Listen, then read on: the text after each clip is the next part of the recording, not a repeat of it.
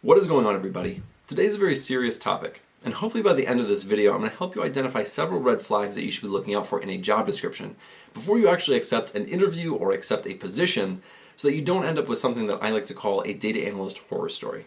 Now, I like to think of myself as a pretty positive person, but there was nothing positive about this job that I had about 5 years ago when I was first getting my foot in the door in data analytics. Looking back now, when I look at the job description and the actual interviews that I had, there were just a lot of red flags, but I completely ignored all of them because I really was just trying to get my foot in the door, and I was ecstatic about getting my very first data analyst job. And so I really just ignored every red flag in the book, and I just kept on going. And so about 4 months after I got that position, I was basically applying to every data analyst job that I could possibly find because I wanted to get out of there as quickly as possible. It was just a very toxic work environment and something that I couldn't stay in any longer. And so in this video, we're going to talk about 5 of the biggest red flags that you can see in job descriptions. And that doesn't mean that you shouldn't apply for the job, but if you actually do get an interview, that might be something that you want to ask about. Now, number 1 is the one that I think is going to be the most controversial out of all the ones on the list today, and that is, if you see in the job description that is a Series A, B, or C funded startup,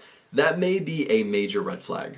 Now, there are some great things about working at a startup. You most likely get to learn a lot, you get to build something from the ground up, you potentially have a stake in that company, and so if that company does really well, you could earn a lot of money.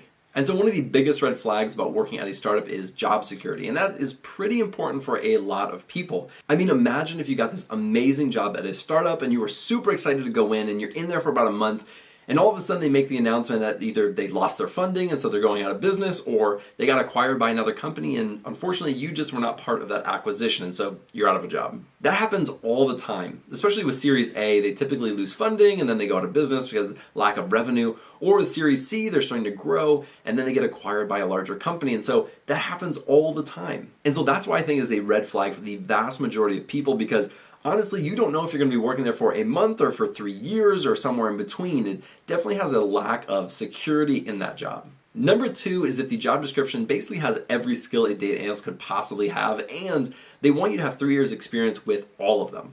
Did I mention that this is also a junior level position? Because I have seen jobs exactly like this, where they are basically asking for every skill that an entire analytics team may have, but just for one person. And honestly, that's extremely unrealistic. And so you're really setting yourself up for failure if you accept that position and they want you to do everything. And maybe you want to have a junior level position when you have 3 years experience in all of these skills, but I don't think that's most people. And so that's a big red flag if you're seeing all of these skills and a lot of years of experience, especially for like a junior level position. Now, if it has a mid-level position, maybe they only want 2 or 3 of those skills. But honestly, some of these places, they just expect you to be doing a ton of work for very little money. Number 3 is if the job description mentions flexible hours or weekend work. Now, flexible hours may sound great to you. You can set your own schedule, you can work when you want to work as long as you get your work done, right?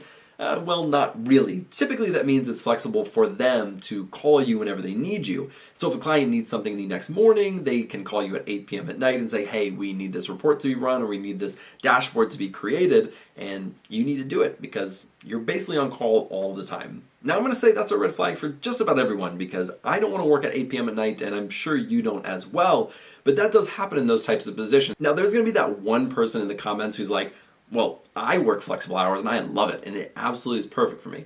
And that's fantastic. But for most people, that is not going to be the best setup, especially when they call you up late at night or they want you to work weekends or something like that. Like, I do not want to do that, and I'm sure almost nobody else wants to do that. But for some reason, some companies still do that, and they will put it in a job description. Number 4 is a little bit more nuanced, and if you're looking at the job description, you may see something like, we're looking for someone who hits it out of the park, who goes the extra mile, who's willing to put in the extra work to get things done. Now, this one may seem positive at first, and honestly, some companies may be viewing it that way. They're, looking for someone who's just really outgoing and optimistic about the job and willing to put in the hard work. But honestly, for some, there used to be a guy named Bob who was doing basically the job of 2 people, and that company does not want to hire 2 people to do that job. They're expecting you to replace Bob.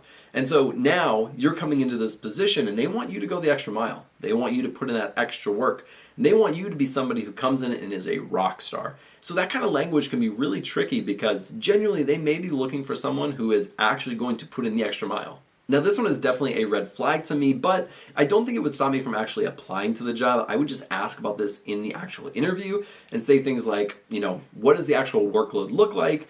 How, am I replacing somebody or is this a new position? Things like that, so you can kind of get a feel for how much work they're actually looking for this individual to do.